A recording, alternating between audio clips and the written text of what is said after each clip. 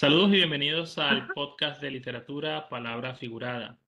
Este es el episodio número 16 y vamos a tocar un tema que compete sobre todo a las personas que les gusta investigar y que tienen alguna publicación por ahí, todo lo que tiene que ver con la publicación académica en Venezuela específicamente. Y para eso tengo como invitada a una de las directoras de uno de los números que actualmente está dando bastante de qué hablar por la calidad de sus publicaciones y por la apertura que está teniendo para investigadores interesados en hacer públicos pues, sus trabajos. Y para eso tengo aquí a Laura Uzcategui Moncada. Entonces, bienvenida al episodio, Laura. Hola, ¿cómo estás, Omar? Muchas gracias por invitarme. Quiero que la gente escuche un poquito quién es la persona con la que vamos a hablar porque es muy pertinente para los fines de toda esta charla, ¿no? Laura B. Uzcategui Moncada es doctora en letras por la Universidad de los Andes de Venezuela. Se licenció en la misma universidad en la mención Lengua y Literatura Hispanoamericana y Venezolana. Actualmente es profesora agregada de la Facultad de Humanidades y Educación, da clases en pregrado y posgrado y es miembro de planta del Instituto de Investigaciones Literarias Gonzalo Picón Febres, del que ha sido directora. También es editora de la revista de estudios literarios Voz y Escritura y del fondo editorial del Instituto de Investigaciones Literarias Gonzalo Picón Febres. El número yo. En sus estudios e investigaciones se ha especializado en el área de la literatura del siglo XIX, concretamente en el modernismo y las revistas literarias. Cuenta con numerosos artículos publicados en revistas arbitradas e indizadas nacionales e internacionales. Recientemente, la editorial Edupin de Córdoba, Argentina, ha aceptado la publicación de su libro Lacras de Entresiglo, antología de las parafilias del decadentismo hispanoamericano. También es autora de Literaturas Crepusculares, publicada por la Editorial Académica Española en el año 2017. Como pueden ver, no solamente Laura es profesora universitaria en ámbitos tan distintos como pregrado y posgrado, sino que también es investigadora y para poner la guinda de la torta también es editora, que son, digamos, demasiados sombreros en una persona y que yo personalmente no he visto muchas veces, ¿no? Por lo general suelo ver personas que son profesores e investigadores, pero rara vez al mismo tiempo editores. Si son editores son profesores, pero no investigadores, de manera que en ese caso, pues, Laura es una persona muy versátil dentro del ámbito académico y creo que es un privilegio conversar con ella sobre estos temas para las personas que no conocen esas áreas, ¿no? Entonces, por eso, Laura, quisiera comenzar contigo hablando un poco sobre tu vida, sobre todo profesional, y preguntarte, bueno, un poco cómo llegaste a estudiar literatura. Yo me formé en Caracas, en la Universidad Católica, y para nosotros siempre fue como una suerte de misterio la gente de la ULA, porque geográficamente era muy distante y conocer gente de la ULA siempre era muy raro. ¿No? Uno conocía gente de la Central, conocía gente de incluso de Carabobo en Valencia, pero nunca de la ULA. Y a nosotros siempre nos llamaba la atención y nos parecía muy buena la escuela de letras de la ULA, y por publicaciones, por profesores que uno leía, pero nunca llegábamos a conocer a fondo, al menos en mi experiencia, cómo era ese proceso, ¿no? Entonces un poco quiero que me hables de ti, de ese proceso formativo de esa época. ¿Cómo llegas a estudiar literatura? Háblame un poco cómo era esa época. Ah, bueno, em, a ver, ¿cómo decidí estudiar literatura? Claro, Es la claro. pregunta, ¿no? Sí, Sí, ¿cómo entiendo. decidiste? ¿Cómo fue ese proceso? ¿Cómo era ese mundo? Ok, bueno, creo que fue clave para mí en el bachillerato haber tenido una profesora que venía de la central a Mérida y por cosas del destino, no sé, terminó dando clase en el colegio en el que yo estudiaba. Y ella me dio historia del arte en segundo año de bachillerato. Creo que ahí fue justo el momento en el que yo decidí estudiar letras porque en ese en esa época, digamos, la carrera que estaba de moda, por decirlo de algún modo, era ingeniería. Estábamos en ese momento más espectacular y prometedor de PDVSA Y pues la tendencia era esa, ¿no? Además que yo soy bachiller en ciencias y pues era bastante extraño que de pronto me hubiese ido por Hispanoamericana en ese contexto del colegio. Sin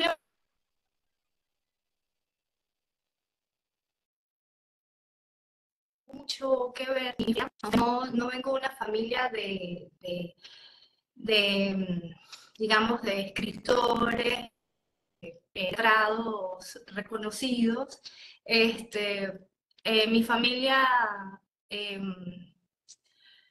acostumbraba, o sea, siempre estuve en contacto con los libros, llevábamos una vida, digamos, bastante bohemia en ese sentido, nos importaba mucho la música, creo que el cine también tuvo mucho que ver en esta decisión, sobre todo pensando, por ejemplo, en cómo me impactó una película que se llamó La Novena Puerta, no sé si la No, llegaste a ver, de la Roman verdad, yo soy una Polanski. persona que tiene No, materia pendiente en el área de lo audiovisual. Soy muy malo. Lo lamento.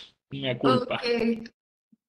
Bueno, yo supongo que me dejé influenciar mucho por el cine y que eso hizo que mi fantasía acerca de estudiar literatura creciera, ¿no? Este, y bueno, creo que la decisión la tomé en ese momento y así lo hice.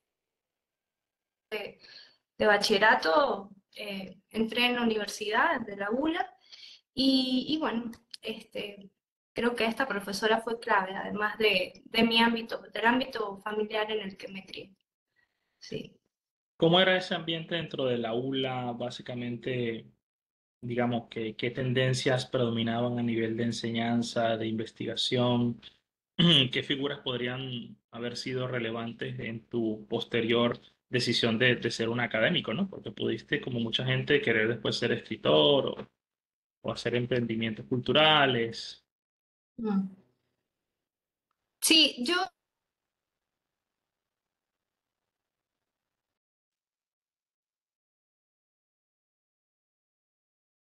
y en ese momento lo vivía, pero tal vez ello que hay gente que existen letras en la facultad. Aquí en humanidades existen letras y hay tres menciones, ¿no? Está la literatura hispanoamericana y venezolana, que fue la que yo estudié, está letras, mención historia del arte, y también está letras, lenguas clásicas, mención lenguas clásicas y literas clásicas.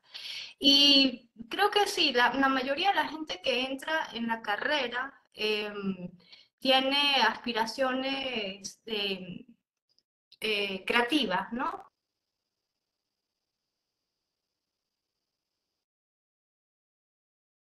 Escritores, porque son poetas y tienen esta inclinación. Eh, Durante el grado, los 8 semestres y la tesis que componen esos 4 o 5 años de estudio, eh, pues yo no me identifiqué con esa parte. O sea, yo no, en ningún momento pensé en ser escritora, sino me interesaba más la investigación. Y creo que por eso hacía la mención de la película de Román Polanski, en La Novena Puerta, Johnny Depp, que es el actor, es un investigador de libros, ¿no? De libros ocultos, de libros de ocultismo y bueno, todas estas cosas. Entonces, un poco mi fantasía iba por allí acerca de estudiar literatura, de investigar, de estar en bibliotecas, de revisar mamotretos, de seguir pistas y ese estilo de cosas, ¿no? Luego, a lo largo de la carrera, pues como todo, ¿no? Uno tiene profesores que le despiertan esa vena o se la alimentan, y otros profesores con otra tendencia que iba más hacia la, digamos, creación literaria, ¿no? Eh, Al finalizar el pregrado, tuve un profesor bastante importante para mí, pues fue mi tutor de pregrado y, digamos, fue el que me orientó, ¿no? Y, bueno, apenas salí de la carrera, decidí entrar a la maestría del Instituto de Investigaciones Literarias, Gonzalo Picón Febres, que es donde hoy día trabajo. Y bueno, en esta maestría, pues, los seminarios y la manera de estudiar la literatura, pues está mucho más enfocada en la investigación literaria. Sí. Creo que eso fue fundamental en mi formación. ¿El Piconfebres también da doctorados? Sí, el instituto tiene un doctorado, es más reciente y yo soy de la cohorte. Sí. Oh, o sea, histórica, Sí. histórico, entonces eres miembro primero de esa corte. Muy bien. Eh, Ahora, esto es común que cuando una persona se desarrolla en el ámbito académico, enseña y también pues tiene que investigar porque por algo estás haciendo posgrado, pero no es común que también se meta en el mundo editorial. Entonces, ¿cómo caes allí donde usualmente es Mm. otra cosa? Sí, es otra cosa. Yo creo que tiene que ver, en mi caso, con la manera en cómo está configurado el instituto, ¿no? Ok. Es una unidad académica que depende de la Facultad de Humanidades y Educación.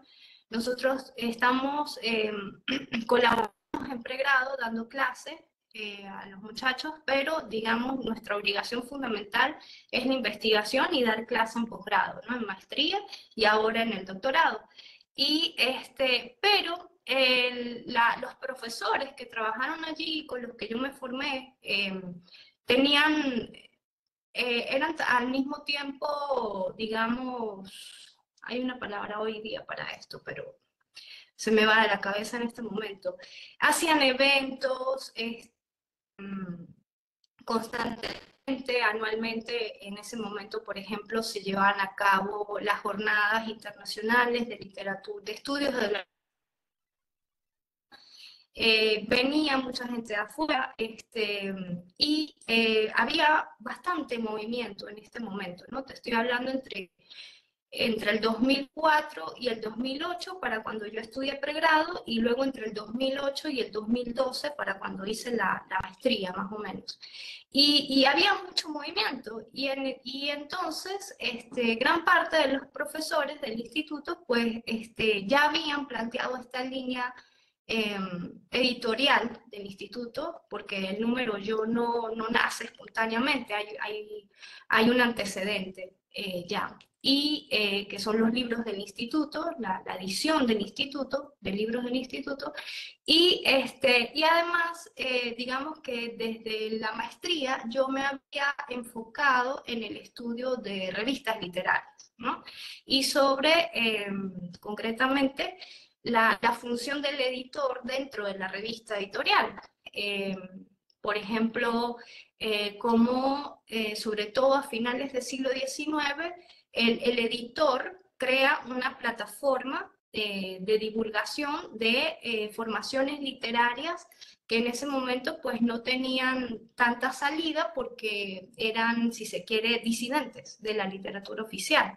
Entonces yo me había ido por allí a estudiar eso y me había interesado mucho todo lo que tiene que ver con la voz del editor, cómo el editor configura la revista, cómo crea la revista y bueno, digamos, ese camino me llevó cuando entré ya de manera oficial, digamos, sí, oficial como profesora dentro del instituto, a editar la revista Voz y Escritura, ¿no? Que es una revista que existe desde 1986, más o menos, y, y bueno, esta revista ha tenido continuidad en el tiempo, a pesar de los tropiezos, ¿sí? Que el país ha vivido, y entonces, antes de la pandemia, nos enfrentamos en el instituto y en toda la universidad a un problema bastante severo en cuanto a los recursos, ¿no? Para trabajar. financiamiento. Desde el 2002, 2003, no recuerdo con exactitud y me disculpas, yo soy muy mala para las fechas, entró una cosa que se llamó Ley de Gastos Suntuosos. Entonces los institutos especialmente se quedaron sin recursos para funcionar, ¿no? Y eso, bueno, eso trajo unas consecuencias terribles, pero aún así el instituto siguió adelante y de estas carencias me tocó aprender a diagramar, ¿no? Entonces, eh, sí, es curioso porque hoy se supone que hay una especialización en todas estas áreas y actividades, pero bueno, me encontré como en una situación parecida a la que yo venía estudiando con mi tesis sobre las revistas de finales del siglo XIX, en la que a mí me tocó diagramar, ¿no? Y a veces corregir y bueno, para poder mantener la revista. Entonces, llegado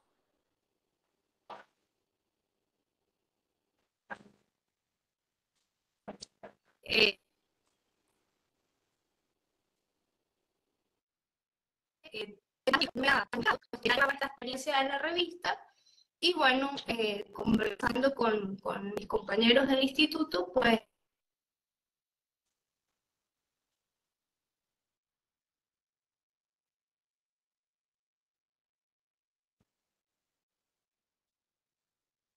volver a activar, a dar, ¿no? Pero ahora con otro nombre que es el número yo. Sí. Ok, entonces para un poco entender esta historia, ¿no? Porque es una historia que también se puede interpretar como una medida defensiva ante una serie de desavenencias o problemas económicos que afectaban la estructura anterior de revistas y cosas por el estilo, ¿no? Entonces el número yo también es como una forma de recuperar algo que había sido afectado anteriormente por estas crisis económicas, ¿no? Entonces, podríamos decir que el número yo Exactamente. sale como estas ediciones anteriores del libro del instituto. Me imagino que ese era el nombre que tenía oficialmente estas publicaciones. No sé, se renombra, se llama el número yo. Es un título muy interesante. Me gustaría que hablaras un poco de por qué le llaman así. Y más o menos, ¿cuándo crees tú que surge a nivel cronológico? O sea, surge inmediatamente en los años 2002-2003 cuando empieza la universidad a estar afectada por esta ley de gastos suntuosos, que es bastante temprano, hay que decirlo, ¿no? O sale mucho Mm. más tarde. Eh, el, el recuento de la historia de los libros del instituto. El proyecto lo inicia la profesora Carmen Díaz Orozco durante su gestión como directora, ¿no? Ella junto a Álvaro Contreras y Arnaldo Valero crean este fondo editorial del instituto y los libros inicialmente se publican en físico y salen aproximadamente hasta el 2011. Creo que el 2011 fue el último número que salió en físico, ¿no? Luego, debido a estos problemas de los que veníamos hablando, sobre todo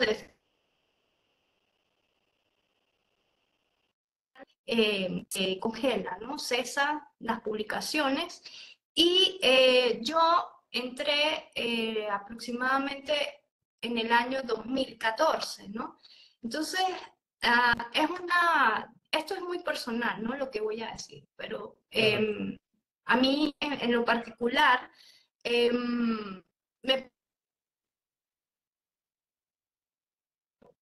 lo que ya traemos, ¿no? Un poco lo que ya otras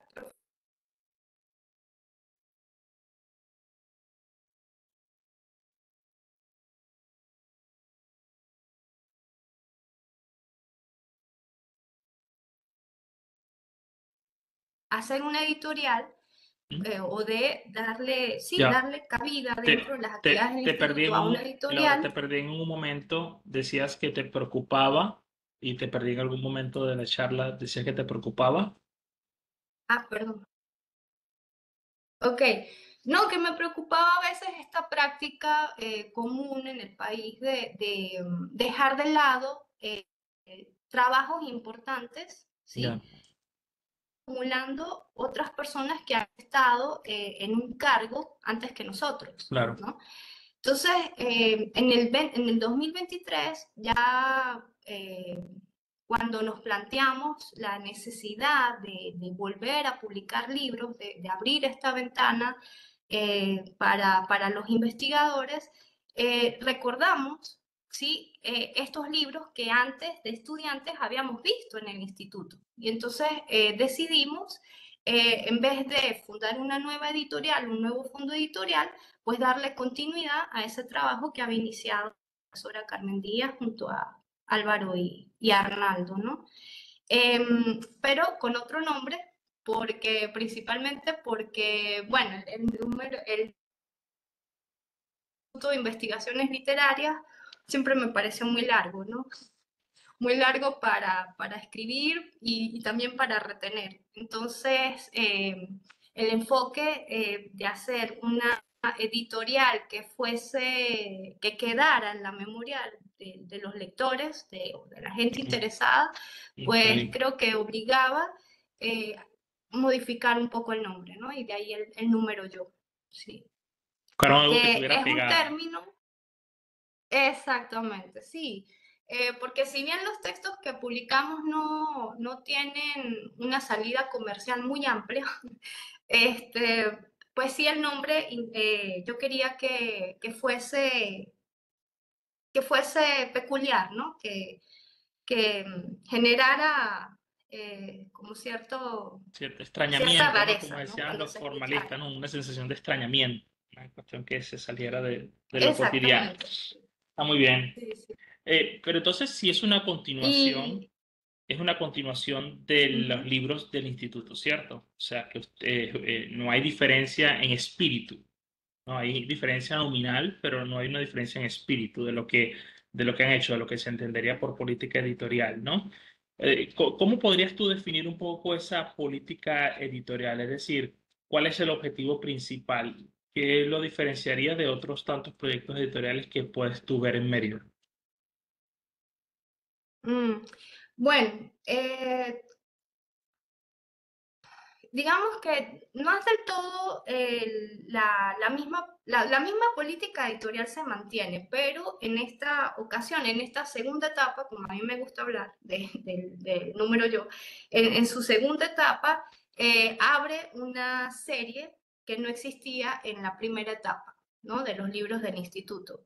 El término, el número yo, para ser más específica, lo tomamos de un manifiesto de Dada, de Tristan Tzara, es el numeral 4 del manifiesto sobre, ya va, aquí lo tengo casualmente.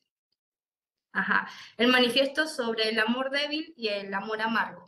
Y un poco porque, bueno, el oficio es como, a veces es como ese amor débil y amargo. Y bueno, lo sometimos a votación porque en realidad somos varios en el grupo, trabajamos varios, y ganó Sara porque, bueno, Sara es simpático. Claro. Entonces, ¿Quiénes están contigo en en el proyecto? Ya que estás mencionando que es un trabajo mancomunado y colectivo. ¿Quiénes están contigo? En el consejo directivo trabajan Jenny Muchacho, que es la actual directora del Instituto de Investigaciones Literarias, trabaja Richard Escalante, que es coordinador de la maestría, y estoy yo, ¿sí? Y entre el consejo editorial, en un principio se sumaron Luis Moreno Villamediana, Álvaro Contreras, eh, Julio profesor Ramos, Julio Ramos, ¿quién más está? Después se nos sumó Natalie Busuaglo, también está Vicente Lecuna y recientemente se nos sumó también Diego Rojas, ¿sí? Asmán. Como tú puedes ver, todos somos profesores universitarios, todos somos investigadores activos, pero pertenecemos a diferentes universidades, ¿no? Sí. Salvo, bueno, los del consejo directivo, que sí son mis compañeros digamos, de unidad académica. Volviendo a la primera pregunta, que disculpa, no te la respondí, el enfoque principal del número yo es publicar textos que son difíciles de publicar generalmente. ¿A qué me refiero? Nosotros, eh, la serie, nosotros tenemos 3 colecciones o 3 series, ¿sí? Está El Otro Bando, que se enfoca en textos, en libros sobre estudios literarios, ¿ok? Es decir, con un enfoque crítico y teórico principalmente. La segunda serie se llama Voces Perdidas y se enfoca en la publicación eh, de ediciones facsímiles o reproducción de textos literarios, ¿sí? que han sido olvidados. Por eso el término de voces perdidas que tomamos de Fernando Paz Castillo. Y en la tercera colección o la tercera serie se llama Sótano del Cielo, que digamos, es nueva, es el aporte que le hacemos a esta editorial, a este fondo editorial del instituto, y incluye textos literarios, ¿sí? Entonces, pues la idea, el objetivo general, digamos, es abrir una ventana a escritores, a estudiosos de la literatura, en un momento en el que cada día parece más difícil publicar. Primero porque el tema financiero, económico que está involucrado con el trabajo de la edición, pues ha limitado mucho, no solamente en el país, yo creo que es un fenómeno, si se quiere, general, por lo menos en varios países latinoamericanos, ¿no? Que por ejemplo, los trabajos críticos tienen muy poca salida, ¿no? Cada día eh, las editoriales, incluso las grandes, se centran más en publicar obras literarias, narrativa o cuento, poesía, pero no trabajos críticos. Entonces, nosotros le damos principal importancia a ese tipo de textos. Entonces, por ejemplo, el otro bando podría incluir la investigación de alguien sobre un tema de literatura contemporánea, mientras que Voces Perdidas, como tú dices, voces, ediciones facsímiles, de pronto tú que trabajas con revistas, alguna revista literaria, me imagino. Y Sótanos Uh del -huh. Cielo, me imagino que sería una narrativa, pero no sé si son narrativas de autores contemporáneos o incluyes también clásicos de la literatura que de pronto no Mm. conozcamos. No, Sótano del Cielo va dirigido a autores jóvenes, ¿sí? A narrativa o poesía contemporánea. Porque documentos o voces perdidas está orientado al rescate, ¿sí? De textos que forman parte, si se quiere, de un patrimonio de la literatura hispanoamericana, porque no solamente nos centramos en la literatura venezolana. Sí, Ok. O sí. sea que Entonces, básicamente es sí puede, hispanoamericana. hispanoamericana, ajá. Porque, por ejemplo, en documentos o voces perdidas, en esa serie hay libros como el de Diego, el trabajo que hizo Diego sobre la edición facsimilar de Válvula primero y luego de Canta Claro, ¿no? Sí. Entonces, así como se pueden publicar revistas que digamos ya que tienen cierta edad en nuestra historia literaria, se pueden publicar también novelas o cuentos, pero acompañados de un estudio crítico, ¿no? Sí. Para la gente Que lo interesada actualice. en lo que está diciendo Laura sobre estas publicaciones de Diego Rojas Armat y Roger Vilaín, les recomiendo que vean la lista que tengo en el podcast porque ya conversé con ellos cuando salieron cada uno de esos textos y son conversaciones muy interesantes para los que estén interesados, ¿no? Laura, una cosa, entonces técnicamente a nivel de temáticas no hay una preferencia, es decir, si alguien te viene a ti con una publicación sobre cosas, no sé, de corte épico, porque es una poesía del siglo XVI, XVII, o te viene con una revista literaria del siglo XX que nadie conoce, o te viene con una antología de poemas de un autor del siglo XIX, todos esos son válidos de integrar la colección del número ya. Ah, bueno, en el caso de la revista del siglo XX, ahí se presenta un problema que son los derechos de autor, ¿no? Ujú, Documentos y Voces Perdidas publica textos literarios o en un sentido amplio, ¿no? ujú, La palabra de texto literario en este caso la estoy manejando desde una perspectiva que incluye no solamente la novela, el cuento y poesía, que son los géneros literarios que consagran los ujú, más, los convencionalmente aceptados, ¿no? Y de prestigio, sino también a este concepto de texto literario, pues nosotros incluimos revistas literarias, eh, incluso podría, por ejemplo, un estudio sobre canciones, sobre música, podría estar integrado, ¿sí? Podría ser aceptado, fotografía, cine, etcétera. Porque esto viene precisamente por la orientación de estudios que ha tenido siempre el Instituto de Investigaciones Literarias, ¿no? Nosotros, tanto en la maestría como en el doctorado, tenemos un enfoque bastante interdisciplinario e intermedial a la hora de valorar la literatura, ¿no? Entonces, fíjate, yo, por ejemplo, estudié revistas, pero hay otra gente que se ha ido más por la literatura comparada para estudiar las relaciones entre cine y literatura, y música, literatura, artes plásticas, literatura. ujú. Entonces, digamos que esa orientación interdisciplinaria, intermedial, se reproduce en las políticas de la editorial, ¿no? En la filosofía de la editorial. Claro. Me imagino que estas ediciones suelen ser en PDF en vista de la crisis que hay con las ediciones en físico en general, ¿no? Desde hace tiempo en Venezuela, ¿cierto? O sea que son de libre acceso y son en Ujú. PDF para todo el mundo, ¿verdad? Sí, bueno, esa es otra diferencia respecto a la primera etapa del fondo editorial del instituto. Yo acá tengo unos números, ¿sí? De cómo eran Ujú, anteriormente.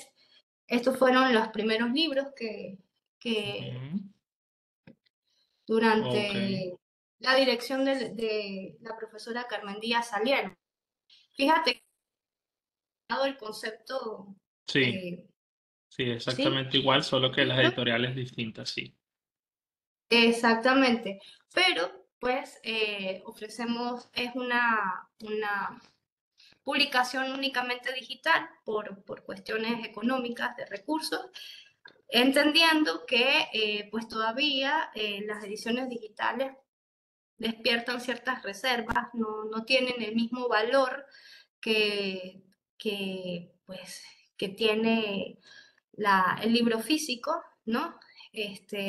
Mucha gente todavía considera que un libro digital no es tan importante como un libro físico, pero bueno, tratando de esa creencia, eh, estos libros digitales me parece que tienen mayor difusión, puesto que en acuerdo con la política de la universidad de libre conocimiento y de libre acceso, pues se pueden descargar en PDF. eh, y bueno, eso yo creo que permite que el libro salga, ¿no? de la esfera local y bueno, y por otra parte, en cuanto a las normas, a la normativa de publicación, pues seguimos la normativa que define la universidad, que define el CSH y TA, y bueno, somos bastante estrictos en ese sentido. Entonces, la edición tiene un rigor a la hora de publicarse, o sea, cumple una serie de normas. Bueno, me gustaría hablar un poquito sobre ese tema, Laura, porque puede haber a personas que cuando escuchen esto em, sientan que tienen algo que aportar o que les gustaría pues difundir con ustedes su trabajo. Entonces, vamos a suponer que yo tengo un trabajo que quiero publicitar y que quiero que ustedes publiquen, ¿no? Vamos a imaginarnos de pronto un autor de finales del siglo XIX que es un poeta cuya producción básicamente está en periódicos. Entonces yo tuve la labor de recoger esos poemas en álbumes o lo que sea, y después hice lo que tú estás diciendo, una antología con un estudio introductorio, etcétera, etcétera. Y yo se los doy a ustedes.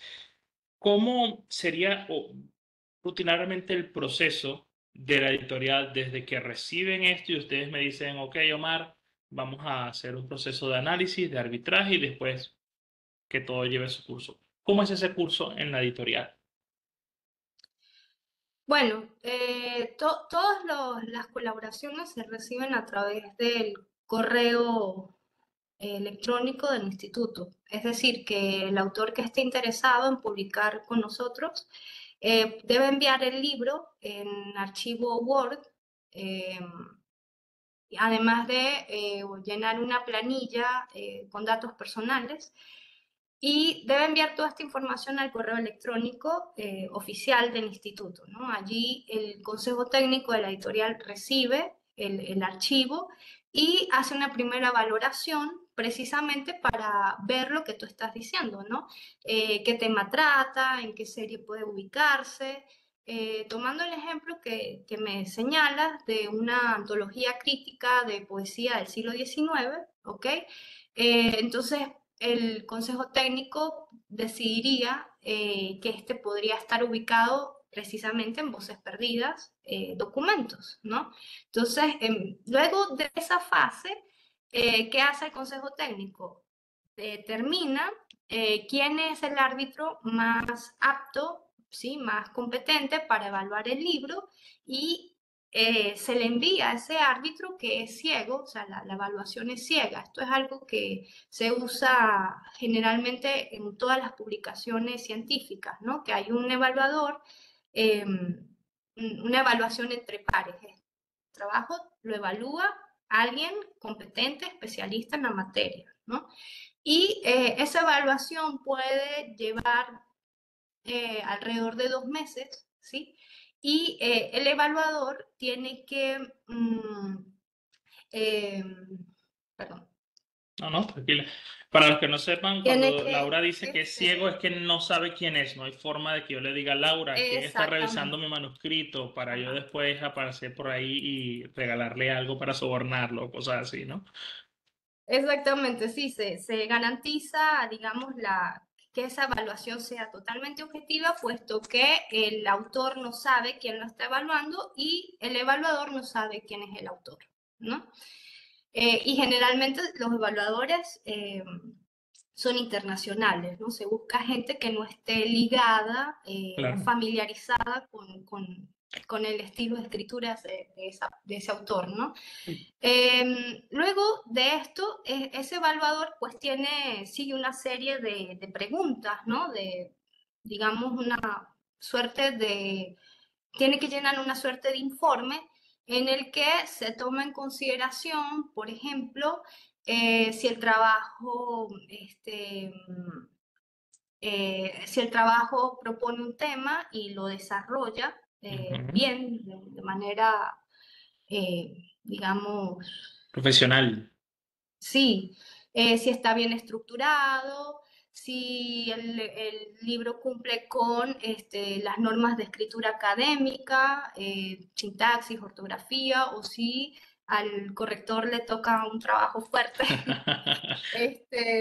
Si el trabajo desarrolla lo que propone, o sea, los objetivos están bien desarrollados a lo largo del trabajo y si constituye un aporte significativo para la comunidad de investigadores, ¿no? Si el trabajo es original en su propuesta. Entonces, en función de ese baremo, el evaluador eh, recomienda o no la publicación del libro. una vez que el libro es aceptado, digamos, por este evaluador, entonces pasa a la fase de corrección, ¿no? Hay un trabajo cercano entre corrector y autor en el que pues, se hacen varias lecturas del texto para mejorarlo y terminada esa fase de corrección pasaría a maquetación y en este momento de la, digamos, de la producción del libro, pues también es importante que haya una buena relación entre el autor y el diagramador, porque el libro no se publica hasta que el autor no esté realmente conforme con el trabajo, ¿no? Por experiencia, a veces hay Ujú. bastantes conflictos, ¿no? En esta fase en la que el autor, pues, no no se encuentra a gusto con el libro. Entonces, pues, el número yo trata digamos, de hacer partícipe al autor de todo este proceso, ¿no? De que sea una actividad en conjunto.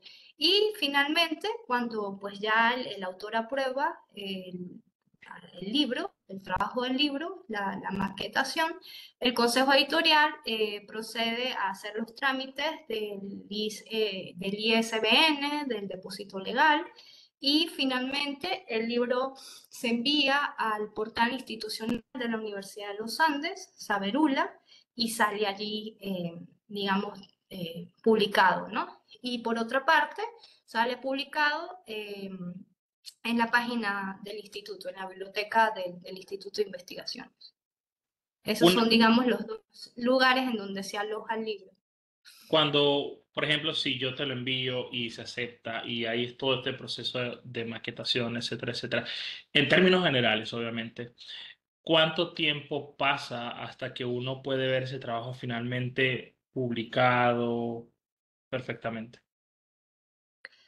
Bueno, los tiempos tratamos de que sean los mismos que tarda cualquier otra editorial seria, si se quiere. Ese tiempo puede ser de 8 meses, Ok, ¿sí? Desde que se envía y publica, ok, incluyendo todos esos pasos que he estado mencionando. ok, Y bueno, esos 8 meses están, digamos, se ajustan también al número de libros que vengan en cola, ¿no? Es claro, importante saber eso, sí. sí, sí. No, y dentro de lo que cabe 8 meses no es tanto, no es muy largo, la verdad. He visto muchos, otras publicaciones mucho más largas que esa y no son necesariamente Sí, libros, yo son creo a que veces está bien. artículos. Sí, y dadas las condiciones en las que trabajamos, No, o sea, totalmente, somos sí. poco personal, funcionamos, somos una editorial académica, ¿sí? Que forma parte del sello de la Universidad de los Andes, pero en muchas eh, partes, o sea, en muchas de las actividades que realizamos, funcionamos como una editorial casi independiente, pues, en el sentido de que hay poco personal, pocos Claro. recursos económicos, No, y tienen autonomía, nosotros hacemos. eso hasta cierto punto le da mayor autonomía a ustedes, ¿no? No tienen un sector externo que imponga ciertas políticas o que imponga ciertos autores que hay que publicar, ¿no? Eso también hasta cierto punto tiene su ventaja. La duda que yo tengo, Laura, que me queda es la siguiente. Tú, Qué pena, te eh, perdí en un momento. Oh, disculpa, mira, básicamente la duda que tengo ahora sobre esto que me estás hablando es sobre el tema de los derechos. Cuando se publica finalmente, ¿qué pasa? ¿Se queda a perpetuidad la ULA con esos derechos o eventualmente después el autor puede hacer lo que quiera con ese libro? Porque hay editoriales universitarias, como por ejemplo la Simón Bolívar, Equinoccio, que cuando tú publicas allí, que tienen un proceso muy similar a lo que hacen ustedes, a ellos se quedan con los derechos a perpetuidad. Técnicamente el trabajo es de ellos para siempre. Entonces quería un poco saber si eso también se maneja con Ok. ustedes. No, no, no, el autor conserva sus derechos, sí. A menos que se trate de una tesis de grado, ¿no? Si es una tesis, por ejemplo, de maestría o de doctorado, la que se está publicando, esa tesis debe, digamos, ser transformada primero al estilo del libro, eso es importante también decirlo, y en ese caso, pues sí, la autoría, al ser una tesis, digamos, de algún programa de estudios de la universidad, pues sí es compartida con la universidad. En ese caso sí. Pero si es un autor que está enviando un libro que no es tesis de grado, conserva sus derechos, sí. O sea que si el día de mañana, lo que pasa es que no sé cuánto tiempo sería, quiere editarlo en otro editorial o quiere llevarlo a otro, ¿puede hacerlo? ¿Hay algún periodo en el que ustedes tienen, por ejemplo, ese privilegio de quedarse con la obra y difundirla hasta que se venza o no tienen un lapso? No, no hay un lapso definido como tal. Eso a veces presenta dificultades, ¿no? Porque me he dado cuenta de que a la hora de hacer un contrato, ¿sí? Para una publicación, a veces los autores o sea, se incomodan, no es Claro, como, no es una práctica corriente, ¿no? claro. Dentro de la comunidad, Sí, sobre todo la por comunidad lo menos de la académica, gente porque que... no se va a hacer rica con eso y muchas veces lo hace por motivos más bien curriculares, de ascenso dentro del escalafón, etcétera, etcétera. Pero hay que verlo porque puede pasar que se presente una oportunidad mayor, con, por ejemplo, con una editorial de otro nivel, donde sí hay Mm, beneficio para la editorial, etcétera, etcétera, ¿no? Aunque por lo general en el mundo académico, tú muy bien lo sabes y yo también, los profesores no ganamos nada con lo que publicamos. O sea, en el mejor de los casos va para la editorial, si es que va. Pero exactamente. también hay que Sí, verlo. no, no, pero el autor conserva sus derechos. Por ejemplo, en una ocasión nos ocurrió que alguien publicó un estudio previo, ¿sí? O sea, un estudio a través de la editorial y luego lo aumentó y quiso, y de eso Claro, hizo un libro, ¿no? Entonces, con un permiso, con solicitar un permiso para la publicación de esta parte, de este segmento de su nuevo libro, es suficiente. ok. Quizá algún tipo de No hay crédito, problema. ¿no? Él Esto fue conserva su derecho. publicado primeramente en la editorial de la ULA, ¿no? Algún tipo de crédito, ¿no? También Sí. al final. Una cosa, porque ciertamente tú me hablas, Laura, de que son un puñado de personas y están, bueno, trabajando con las uñas como suele pasar en estos lugares, pero en Venezuela mucho más. ¿Han logrado ustedes tener algún tipo de alianzas con otras instituciones que les permita aligerar el trabajo o expandir sus redes para mejorar la calidad de la labor que ya están haciendo? No. Ok, No, no existe alianza hasta ahora eh, entre el instituto y alguna otra institución o alguna otra universidad. No, no la hay en cuanto a apoyo financiero o apoyo de este tipo, ¿no? Sí, administrativo, ¿no? La única alianza que hay es entre el instituto y la Universidad de los Andes, de la que claro, forma parte, y luego vendría otro tipo de alianzas que, si bien no son, ¿cómo te digo? Eh,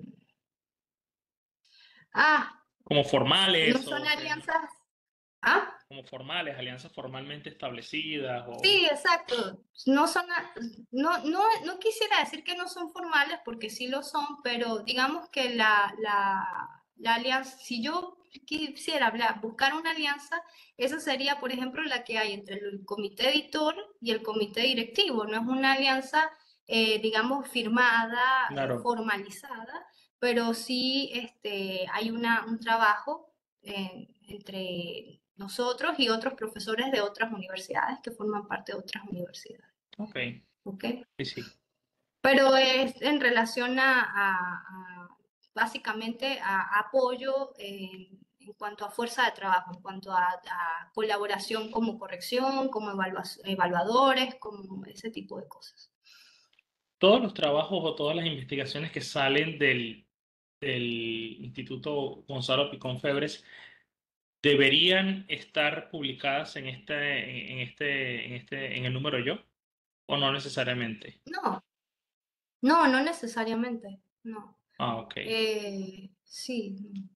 Eh, en un principio, cuando la editorial se creó en el 2005, creo que estaba entre las ideas de este primer comité publicar las tesis que salían de la maestría, ¿no? Ya, Que eran las tesis que fuesen mención publicación, eh, era, digamos, claro, claro. el principal material para la editorial, ¿no?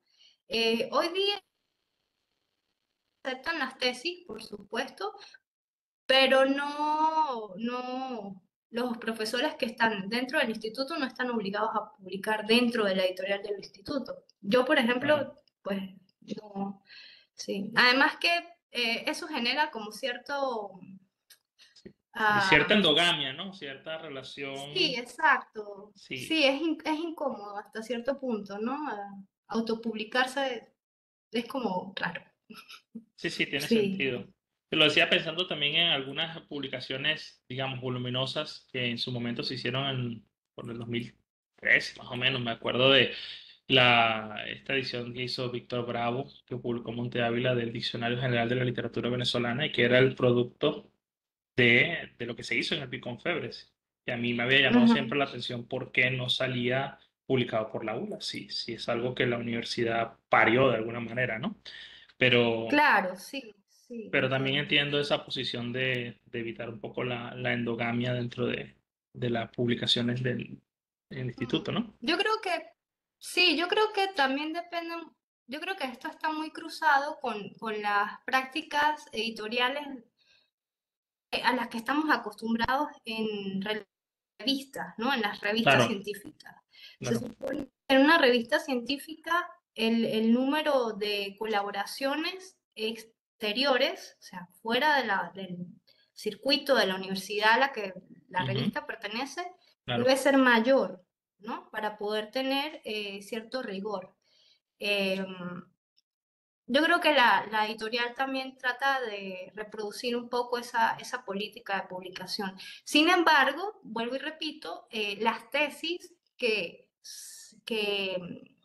se desarrollan o que se conducen a grado y que tienen mención publicación en esta maestría de literatura iberoamericana o en cualquier otra maestría de la Facultad de Humanidades eh, de la ULA y las tesis que surjan del doctorado, pues tienen cabida para ser publicadas, ¿no? Claro, Sí igual se habría que hacer un aceptan. trabajo de pulitura, ¿no? Porque obviamente ninguna de las colecciones que ustedes tienen dice directamente, no sé, monográficos o tesis, que de ahí podrías Mm, meterlo tal cual lo tienes, ¿no? Tendrías que el quitarle otro bando, sí, el otro bando que se enfoca en estudios directamente críticos y teóricos podría aceptar una este tesis. tipo de textos, Ok. pero siempre y cuando las tesis sean transformadas en libros, ¿no? Cambien esta estructura, digamos, un poco, eh, Rígida. sí, rígida, cartonada de la tesis, de tanta cita, etcétera, Ya, y le den más la fluidez que tiene el libro, ¿no? claro. Entonces, en ese sentido, sí es pertinente, sí son pertinentes las tesis, Ujú. porque se entienden como estudios críticos y teóricos de la literatura. Entonces, claro, allí los derechos del autor, pues sí, serían compartidos con la ULA. No, no. No, no sé si me lo dijiste durante la charla, pero el número yo se materializa más o menos como por el año 2012, 2011, digamos, como nombre. No, no, es reciente, es muy reciente, en el Ok. 2023. 2023 cuando ya quiere, ok. Una pregunta sobre eso, ¿no? Porque ya hemos visto más o menos los objetivos y cómo trabajan y qué podemos hacer para contactarlos y la información incluso la pondré en la sección de comentarios del video para los interesados. Pero veamos lo que han hecho hasta ahora. Es decir, ¿cuántos títulos tienen publicado hasta ahora? Tienen tres colecciones, más o menos han publicado uno por cada colección o cómo es eso? ¿Qué han hecho hasta ahora? ¿Qué han materializado? Mm. Bueno, yo creo que los números a simple vista no pueden ser, no sorprenden tanto, pero como te vengo diciendo, comenzamos el año pasado, ¿no? Claro, Entonces, en no, vista de eso, es normal. yo estoy bastante conforme con ese número y bueno, tenemos el primero que sale de esta segunda etapa del número yo, que se publicó el año pasado y fue la edición facsimilar de Canta Claro, hecha por Diego Rojas y Roger Villain, ¿no? Ujú. Ese fue, digamos, el libro que abrió a esta segunda fase, ya con el nombre del número yo, porque antes, digamos, los libros del instituto se identificaban con esta manito, Sí, ¿sí? sí, de hecho, Que es Válvula tiene ese sello editorial. Y tienen ajá, válvula lo la tiene. misma política, el mismo espíritu lo que hicieron con Cata Claro, exactamente igual a nivel editorial. Sí, porque decidimos Ujú. conservar el concepto, ¿no? De la editorial. Entonces, ese fue el primer libro, Canta Claro, el trabajo crítico que hicieron Diego y Roger. eh, y después publicamos un libro que forma parte de la serie, de la misma serie de documentos, Voces Perdidas, que es una compilación que incluye también una introducción crítica bastante completa de las crónicas de Miguel Eduardo Pardo, un Mm. escritor de finales del siglo XIX, venezolano. eh, Conocido sobre todo por la novela Todo un pueblo, Claro. ¿sí? Y bueno, estas crónicas son importantes en la medida de que responden, sí, la compilación responde a un trabajo de investigación bastante arduo de muchos años del profesor Álvaro Contreras, y la mayoría de estas crónicas pues son tomadas de revistas literarias del periodo, españolas, venezolanas, en las que Pardo trabajó como periodista, como reportero, ¿no? Y ¿Es una bueno, compilación dentro total del panorama o parcial de las crónicas de Eduardo Pardo? hay una selección bastante completa, no es una compilación total, Ok, pero incluye el trabajo de Pardo de varios años, ¿no? ok. Tanto en periódicos españoles como en el Cojo Ilustrado y bueno, otros periódicos en los que también participó. Entonces, un poco como te decía, la editorial está interesada en trabajos que serían difíciles de publicar en otra editorial porque Claro. no tienen una salida al mercado, ¿no? Entonces, este trabajo de Álvaro Contreras es importante en la medida en que reconstruye un periodo, ¿sí? De la literatura venezolana finisecular, en la que el escritor también funciona como agente cultural que está escribiendo para un público venezolano, pero desde otros espacios geográficos, ¿no? Exacto. Y literarios. Entonces es muy interesante el libro Y y es especialmente en bastante estos tiempos donde voluminoso. tenemos una diáspora, ¿no? De muchos escritores que son periodistas también haciendo lo mismo, desde España, escribiendo crónicas Exacto. para lectores de Venezuela y de la otra parte de la diáspora. Es un punto de referencia para pensar eso muy serio, ¿no? Actualmente. Entonces creo que tienes toda la razón con eso. Entonces, de momento tienen dos, ¿verdad? Eh, Dos, y hay otro que está por salir, sí, que está, digamos, en la última fase. em, de publicación y este ya pertenece a Mando, que es la serie que se encarga de estudios críticos y teóricos. Y también es un libro que me parece importante porque llena algo bueno, que yo como estudiosa del siglo XIX claro, siempre tengo la tendencia de señalar, ¿no? En mis clases, que es que hay una suerte de vacío en los estudios de la literatura venezolana e hispanoamericana en general a la hora de entender cómo se forma la literatura venezolana en el siglo XIX o hispanoamericana y cuál es la relación con lo que hay anteriormente, ¿no? o sea, hay una suerte de vacío entre el finales del siglo XVIII y principios del XIX. Y este libro, que es sobre la importancia del almanaque y de los periódicos en el campo literario venezolano, en la formación de la literatura venezolana, este, llena ese vacío. Muy Entonces, interesante. ¿Cómo se creo que es llama? un gran trabajo. ¿Tienes el título o algo así, más o menos cómo se llama? ¿O estás, eres supersticioso y no quieres que decir el nombre No, hasta que... vamos a hacer el spoiler. No, Sí, no, ¿no? Es que para que la gente se anime y esté pendiente de sí, las publicaciones que, como está diciendo Laura, se pueden ya acceder en la página de Saberula, ¿no? Sobre todo las últimas que estamos mencionando, ¿no? La edición facsimilar de la revista Canta Claro que compilaron y estudiaron Roger Vilaín y Diego Rojas Hatmat, y la compilación de las crónicas literarias de Miguel Eduardo Pardo, que estudió y compiló Álvaro Contreras, ¿no? Entonces, esta eventualmente cuando salga también podremos tener acceso gratis a ella. ¿Cómo se llamaría, Laura? se llama Impresos que desestabilizan, los almanaques y la formación del lector moderno. ¿Quién es el autor? Diego. Ah, Diego Sí, Diego. Rojas. Muy bien, muy Ujú. bien. Excelente. Entonces ya por lo menos tenemos 3 ediciones que van a salir. Realmente publicar en 2 años 3 libros en las condiciones en que están es una labor heroica. Así que en ese sentido, pues es un motivo de alegría, ¿no?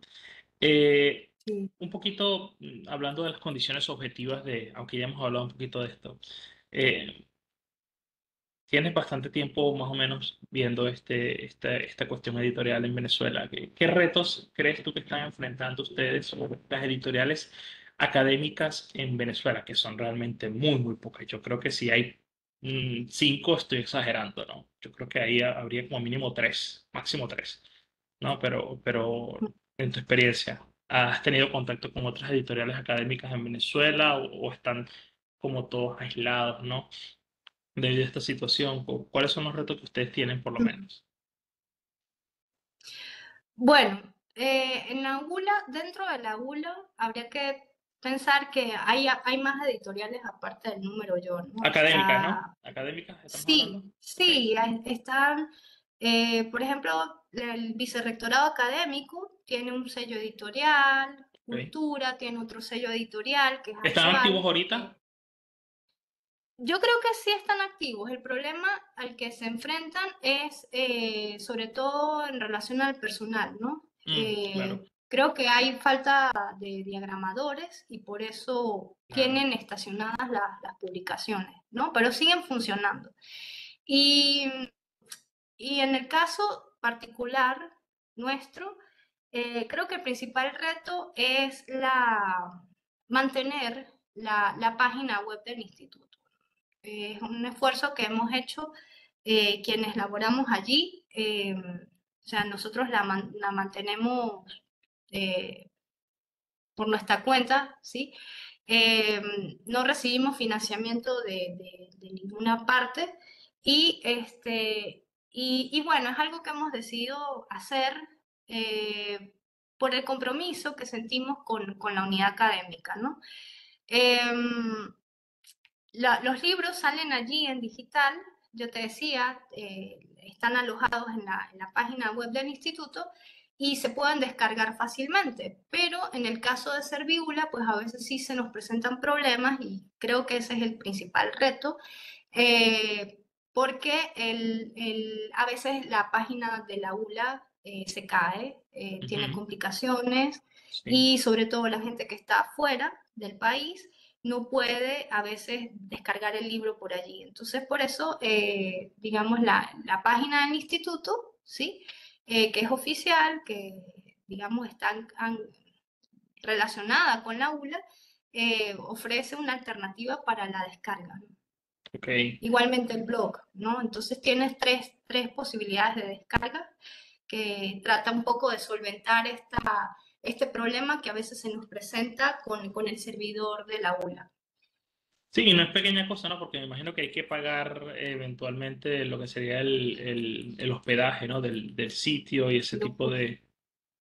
de que es el gran problema, ¿no? O sea, además de la labor humana que ustedes han podido suplir, ese es el gran problema, ¿no? Y sí, yo he sido testigo de cómo a veces uno entra a las páginas e incluso el sistema lo identifica como potencialmente Bloquea. peligroso. Sí, sí, lo considera peligroso, ni siquiera es que no está indexado o algo así, es que lo considera que puede haber un riesgo ¿sabes? De espionaje o de virus o de cosas. Y eso es un problema serio, ¿no? En ese sentido, me imagino que la mayoría de sus lectores están afuera en su experiencia, quienes descargan los textos, quienes de alguna manera los circulan, o son básicamente nacionales. No, hay de ambos, sí, Ok. porque hoy día con la, digamos, con la, eh, en- con esta diáspora que sí, que vivimos, o sea, en esta situación de Ujú. diásporas, pues sí, hay lectores tanto por fuera del país como nacionales. Y muchos autores están fuera del país también. Claro. Entonces, a su vez ellos reenvían el libro o eh, trabajan en nuestras instituciones y entre la comunidad académica en la que están, pues comparten el libro y sí hay descargas internacionales. Por eso ahí está el principal problema, creo. Más allá del tema de, de fuerza de trabajo humana o de económico. Y bueno, como es una editorial académica, creo que es un poco inevitable hacer un paréntesis y preguntarte sobre el estado en que tú consideras que está la investigación universitaria, al menos en Mérida. Entonces, quería un poco escuchar tu opinión al respecto.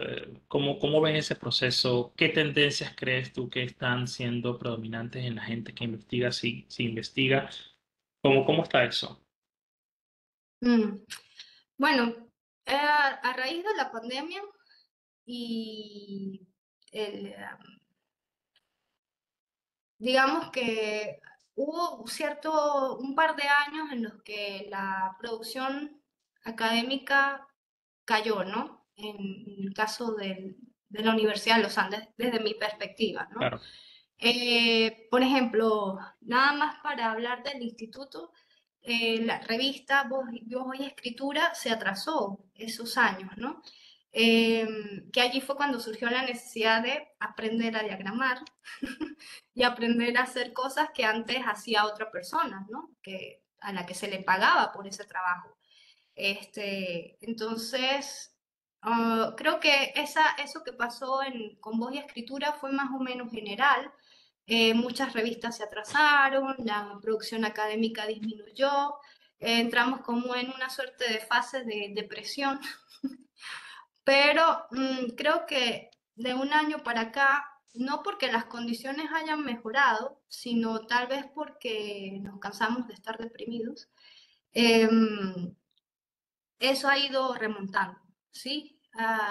Por ejemplo, Voz y Escritura ya está actualizada. Este año va a salir el número del 2024, que sería el 30, y digamos, desde esa perspectiva de la revista puedo ver que también otras revistas de la Universidad de los Andes pues también han seguido publicando, ¿no? Se han mantenido en los síntesis. Entonces creo que la producción académica ha remontado y en cuanto al número yo, pues sorprendentemente hemos tenido bastantes envíos, ¿no? Desde que reabrimos en el 2023. También, por ejemplo, en uno de los números que se está preparando para El Sótano del Cielo, que es la serie enfocada en literatura, es la reedición de un libro de cuentos de Carolina Lozada llamado El Cuarto del Loco. Entonces, así como ese libro, pues también hay otros más que están en cola y creo que pues eso ilustra el interés que hay nuevamente en publicar, ¿no? Y en hacer trabajos. También podría valorar esto desde digamos, usando como referencia la maestría. ¿Por qué? Porque se supone que la maestría está formando futuros investigadores de la literatura, ¿no? Entonces, durante unos años estuvo parada, poca gente se inscribía, era difícil mantener un acorde porque mucha gente empezaba y luego abandonaba, pero este año, bueno, hay bastantes inscritos y hay entusiasmo, ¿no? en esos estudiantes Lo mismo que podría decir en son pregrado. potenciales investigadores, ¿no? Ah, Lo mismo podría decir en pregrado, es decir, están teniendo flujo continuo que mantenga el pregrado de letras en la ULA, tomando en cuenta que hay tres categorías, no es que es una sola carrera donde puedes explorar sí, las... ¿Se mm, mantienen? ¿Hay estudiantes o hay- bueno, el número de estudiantes ha aumentado. Lo que Ok, pasa es que a los, depende de qué referencia estés manejando, ¿no? Por ejemplo, cuando yo estudié entre el 2004 y el 2008, en algunas ocasiones salías al patio de la, digamos, de la facultad, al área donde estaba el cafetín, y no tenías sitio para sentarte, ¿no? Tenías que ir por allá a los jardines a buscar un huequito. Eso ya no es así, ¿sí? No, no hay tanta gente como en otras épocas, ujú, pero en mi caso, mi materia, que es una materia, digamos, eh, obligatoria para la mención de lengua y literatura hispanoamericana, por lo tanto es una materia que siempre tiene pocos estudiantes, ¿sí? Y en vista de que letras no es la carrera más popular de toda la universidad, eh, pues sí ha crecido el número de inscritos. ok. Eso es una Bueno, es multitud. bastante. Es una multitud, sí, sí. Y incluso en buenos tiempos, o sea, no estamos hablando de... Yo recuerdo que yo terminé mi quinto año con 13 personas. O sea, que me hables de 8 eso es, ¿sabes? 300, ¿no? Como la película 300 unos guerreros ahí que quedaron de antes, ¿no? Eh, una cosa Espartano. que quería, sí, sí, una cosa, 8 es bastante, es demasiado, diría yo. Eh, conociendo ya tu experiencia, ¿no? Porque es algo que a mí me llama la atención, investigadora, profesora en dos áreas, pregrado, posgrado y editora. Eh, ¿Qué consejos podrías darle tú a las personas que deseen más o menos llevar un proyecto editorial, ya sea una revista académica o una editorial académica en otros escenarios, y que no sepan cómo hacer esta dinámica? No saben cómo empezar, no saben qué tomar en cuenta. Tú que más o menos tienes ya tiempo en esto, ¿qué dirías tú que es importante recordar o mantener si se quiere hacer esto? Mm. Bueno, yo no tengo un conocimiento profesional de la diagramación, ¿sí? Digamos, no estudié diseño gráfico, ni soy programadora, ni nada de esto. He sido autodidacta, ¿sí? En esta, digamos, fase de editora. Y el consejo que puedo dar es, bueno, en primer lugar, que hay que ser muy organizado, ¿sí? Hay que ser ordenado en cuanto al manejo del tiempo, al manejo de la información. eh, y luego, en ese proceso de aprendizaje, pues creo que yo me he fijado mucho en cómo funcionan otras editoriales, ¿no? Eso me ha servido eh, para aprender. Sobre todo editoriales argentinas. Digamos que constantemente reviso sus políticas de edición, cómo funcionan, converso con editores de allá, este, a, hoy día pues el internet te permite, ¿no? Establecer puentes eh, con otras personas que están en otras partes, entonces pues creo que eso ha influido bastante y es un consejo que tener un equipo que te apoye y, y con el que puedas trabajar de manera ordenada, eso, pues tener una visión panorámica de cómo funcionan las cosas en otra parte. Y bueno, habría que decir también que en el caso de la Universidad de los Andes, la parte administrativa que se encarga de las publicaciones científicas, que es el CSHTA, funciona muy bien y tiene gente que trabaja allí desde hace muchos años que bueno, ha dejado su vida en esa labor y pues de ellos uno también aprende. Mm. Entonces, por lo que estoy viendo, el primer elemento sería tener siempre el apoyo institucional, una suerte de espaldarazo para que eventualmente todo lo que surja de ahí tenga esa suerte de prestigio académico, ¿no?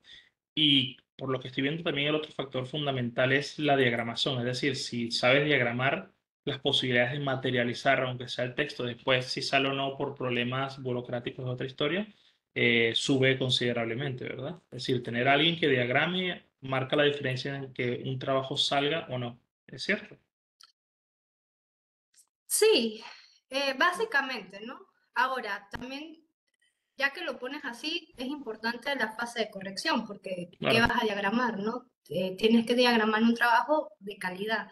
Entonces, pues, creo que lo que nosotros hemos implementado, y me gusta hablar de nosotros porque, o sea, claro, no es por estilo, sino es porque realmente somos tres personas, fundamentalmente las del consejo, las que trabajamos en la producción del libro y nos apoyamos en el consejo editorial. El hecho de tener un buen grupo con que trabajar y que haya coordinación en ese grupo y lo que cada uno haga sea óptimo, ¿sí? Por ejemplo, yo confío en los correctores porque sé que son mejores corrigiendo que yo, ¿entiendes? Entonces, claro. esa manera de funcionar creo que es la clave para que el proyecto siga adelante, ¿no? Que cada quien es autónomo en su área, nos respetamos, necesitamos los unos de los otros y en esa medida podemos sacar adelante un libro, ¿no? Eh, entonces, claro, la parte de diagramación y la parte autodidáctica solo funciona en la medida en que yo me apoyo en otros que me prestan eh, sus conocimientos como corrector o como la parte ya administrativa, de solicitud de otro tipo de cosas relacionadas con el libro, y así sucesivamente. Ok.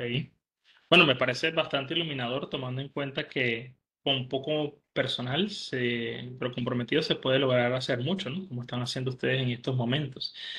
Bueno, ya ahí para ir terminando, me gustaría un poco saber en qué estás trabajando tú académicamente. Obviamente sé que estás trabajando mucho por lo que me has dicho a nivel editorial y como profesora, pues siempre es así, pero académicamente estás trabajando en algo en este momento o estás en pausa, ¿cómo te encuentras? No, no estoy en pausa. No, estoy trabajando bueno, recientemente en este libro que va a salir Ujú. en Edubín, por De Edubín. lacras de entre siglo, ¿no? ¿Cómo? Lacras de entre siglo, ¿no? Sí, así se llama. Es un libro, es una antología crítica con un estudio introductorio bastante grande, amplio, fuerte, digo yo, porque son unas 60 páginas. Oh, sí. Este, ese estudio se enfoca en una selección de textos literarios bastante variada, ¿no? Cuentos, fragmentos de novelas y poemas, publicados todos entre 1890 y principios del siglo XX. Sí, esa es, digamos, la época que a mí más me obsesiona como estudiosa de la literatura, el modernismo, el decadentismo y los inicios de la vanguardia, ¿no? Ese proceso de entre siglos. Y entonces la antología, pues, propone una lectura de estos textos que algunos conocidos, otros menos conocidos, hispanoamericanos todos, que abordan un tema bien peculiar, ¿no? Relacionado con las psicopatías sexuales. Ok. Y el trabajo que hace el modernismo decadente sobre las patologías de la sexualidad en el siglo XIX, ¿no? Y toda esta cuestión. Ese es, digamos, uno de los últimos trabajos en los que he estado enfocada y aparte eh, ahora en algo que derivó de ese trabajo que tiene que ver con las fantasmagorías de la ciudad, ¿no?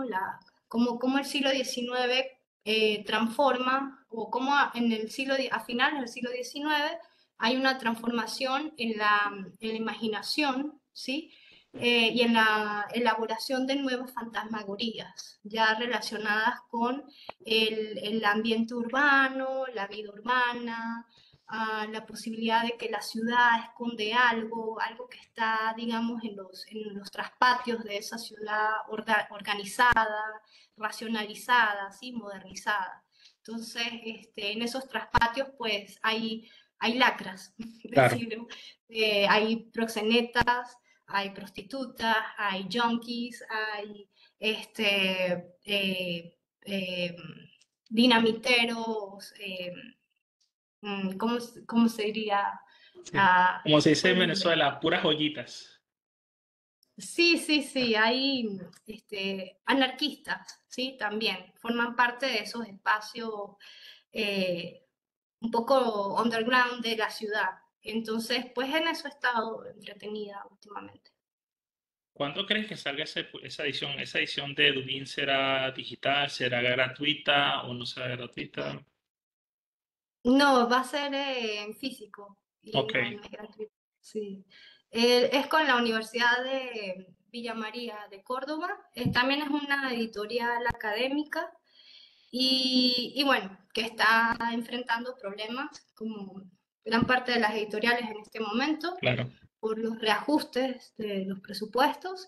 Sin embargo, el libro pues sí, va a salir todavía en físico y bueno, no sé cuándo será.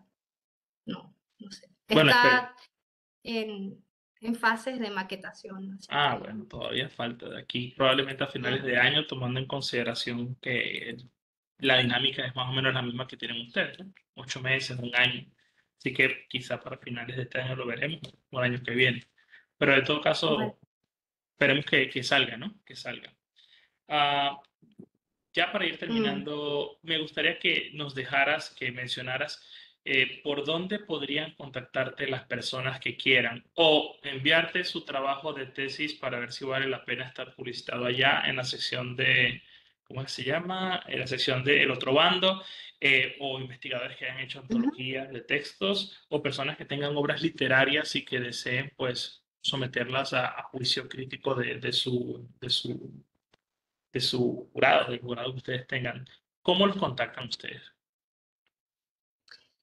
Principalmente para los envíos es a través del correo electrónico del instituto. ¿Cuál Sí, un es? correo. ah, Yo lo voy a copiar, pero para que la gente lo escuche también y si no, no pasa nada. Me lo pasa después y yo lo paso si no lo recuerdas ok, ahorita.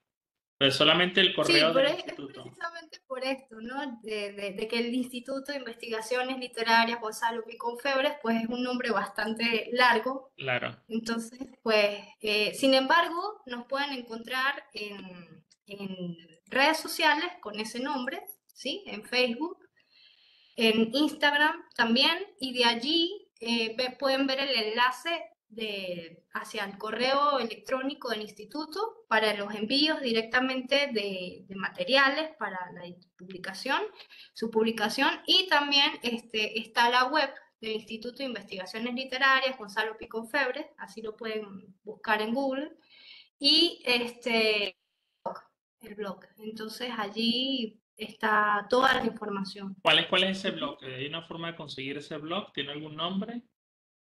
Porque yo sí conozco la página y las redes sociales, pero del blog no recuerdo haber escuchado nada. Ajá. Se llama gonzalopiconfebres.org. human.ula.be blog. Ok, Slash blog. Ajá. ok, ok. Ahí también se puede ver la información para los que estén interesados en someter sus trabajos para la editorial. Y como siempre, están atendiendo todo el año, como pueden ver. Y bueno, la comunicación es fluida, como seguramente habrán notado, ¿no? A pesar de que es un equipo pequeño, pero responsable, ¿no? Entonces, bueno, yo con esto quiero darte las gracias, Laura, por permitirme compartir este momento contigo y que me hayas mostrado una parte de la realidad de la investigación académica en Mérida. Es muy, muy interesante, de verdad, para mí. Bueno, no, muchas gracias a ti porque es una ventana para la editorial y bueno, esperamos recibir mucho material después de esto. Bueno, y sobre todo material bueno, ¿no? Porque a veces puede ser mucho material y de repente no se adecua o Bueno, ese tipo sí, de cosas. sí, claro, el autor que envía pues tiene que tener en consideración eso, ¿no? Que hay un proceso de evaluación conforme a un baremo. Entonces, pues, a veces surge eso, sobre todo en la revista, surge a veces esa situación difícil entre el editor y el autor, Ujú. en la que el autor no comprende Sí, por qué de pronto se le rechaza un texto, claro, ¿no? Entonces, vuelvo y repito, no está de más eh, advertir pues que hay un procedimiento de evaluación y que ese procedimiento es ciego y que, digamos, depende muchas veces del criterio del evaluador que es escogido eh, teniendo en cuenta el tema, la especialidad del evaluador y el tema que aborda el libro, ¿no? sí. Entonces, dependiendo de eso, se escoge o no el libro, ¿no? Se publica o no se publica. Entonces, es parte importante de la ecuación para Claro. que la gente lo sepa. Y es normal, Ujú. sea cualquier editorial, no hay una editorial que acepte irrestrictamente todo. Así que eso tiene sentido. Claro, es la normativa, Es lo sí, normal. de toda editorial académica. Así que bueno, chicos, les agradezco mucho que hayan estado presentes en este episodio y los invito a que sigan escuchando lo siguiente que tendremos eventualmente. Un saludo a todos y hasta pronto. Que estén muy bien.